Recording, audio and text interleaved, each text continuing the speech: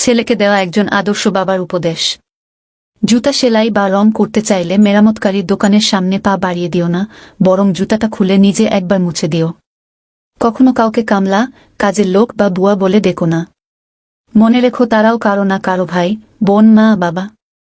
তাদেরকে সম্মান দিয়ে ডেকো।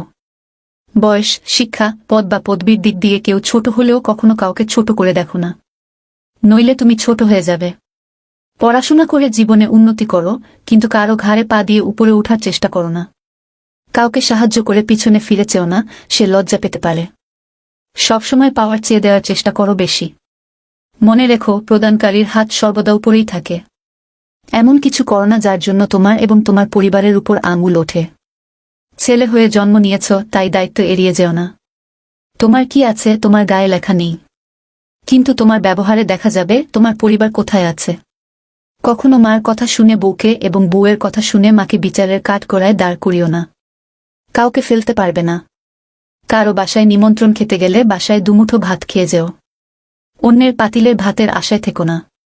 কারো বাসার খাবার নিয়ে সমালোচনা করো না। কেউ খাবার ইচ্ছে করে অস্বাদ করার চেষ্টা করে না। বড় হবার জন্য নয়, মানুষ হবার জন্য চেষ্টা করো। শ্বশুর কিংবা শাশুড়িকে এতটা সম্মান দিও যতটুকু সম্মান তোমার বাবা মাকে দাও, এবং তাদের প্রতি এমন আচরণ করো যাতে করে তাদের মেয়েকে তোমার বাড়ি পাঠানোর জন্য উতলা থাকে। সবসময় ভদ্র ও নম্রভাবে চলো এবং কথা বলো, কিন্তু অন্যায়ের সাথে আপোষ করো না।